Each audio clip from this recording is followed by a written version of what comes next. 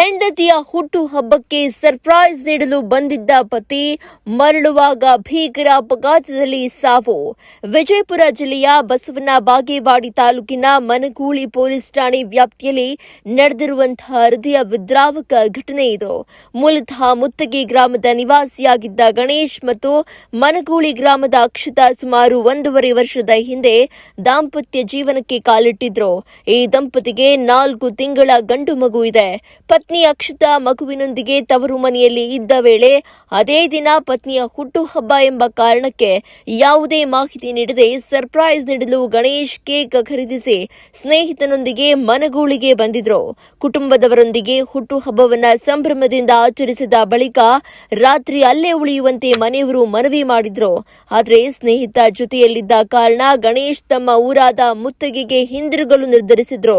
ಮನಗೂಳಿಯಿಂದ ಸುಮಾರು 2 ಕಿಲೋಮೀಟರ್ ದೂರದಲ್ಲಿರುವ ದೇವಸ್ಥಾನದ ಬಳಿ ನಿಂತಿದ್ದ ಲಾರಿ ಯಾವುದೇ ಸಿಗ್ನಲ್ ಇಲ್ಲದೆ ನಿಂತಿದ್ದ ಲಾರಿ ಚಾಲಕ ದೇವರನ್ನ ನಮಸ್ಕರಿಸಲು ತೆರಳಿದ್ರು.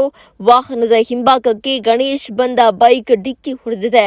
ಸ್ಥಳೀಯರ ಮಾಹಿತಿ ಪ್ರಕಾರ ನಿಂತಿದ್ದ ಸರಕು ಸಾಗಾಣಿಕೆ ವಾಹನದ ಹಿಂಭಾಗದಲ್ಲಿ ಅಗತ್ಯ ಎಚ್ಚರಿಕೆ ಸೂಚಕಗಳು ಅಥವಾ ಇಂಡಿಕೇಟರ್ಗಳು ಸ್ಪಷ್ಟವಾಗಿ ಕಾಣಿಸದೇ ಇರೋದು ಹಾಗೂ ಎದುರುಗಡೆಯಿಂದ ಬರ್ತಾ ಇದ್ದ ವಾಹನದ ತೀವ್ರ ಹೆಡ್ಲೈಟ್ ಬೆಳಕಿನಿಂದ ರಸ್ತೆ ಸ್ಪಷ್ಟವಾಗಿ ಗೋಚರಿಸದಿರುವುದು ಅಪಘಾತಕ್ಕೆ ಕಾರಣವಾಗಿರಬಹುದು ಎನ್ನಲಾಗಿದೆ. ಆದರೆ ಅಪಘಾತದ ನಿಖರ ಕಾರಣ ಪೊಲೀಸ್ ತನಿಖೆಯ ಬಳಿಕವೇ ತಿಳಿದು ಬರಬೇಕಿದೆ. ಅಪಘಾತದ ರಭಸಕ್ಕೆ ಗಣೇಶ್ ಸ್ಥಳದಲ್ಲೇ ಮೃತಪಟ್ಟಿದ್ದಾರೆ.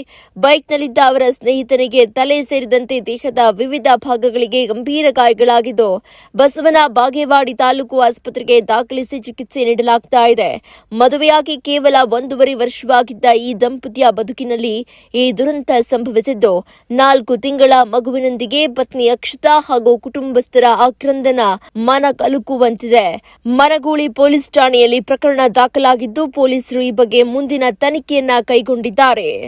ನೀವು ಸಣ್ಣ ಆಗ್ಬೇಕಲ್ವಾ? ಅದು ಒಂದು ಉತ್ತಮ ಆಹಾರದಿಂದ ಸಣ್ಣ ಆಗ್ಬೇಕಲ್ವಾ? ಪ್ರತಿದಿನ ನಮ್ಮ ಜೀನಿ ಸ್ಲಿಮ್ ನ ಯೂಸ್ ಮಾಡಿ ಯಾವುದೇ ಸೈಡ್ ಎಫೆಕ್ಟ್ ಇಲ್ದಂಗೆ ನೀವು ಸಣ್ಣ ಆಗ್ತೀರಾ.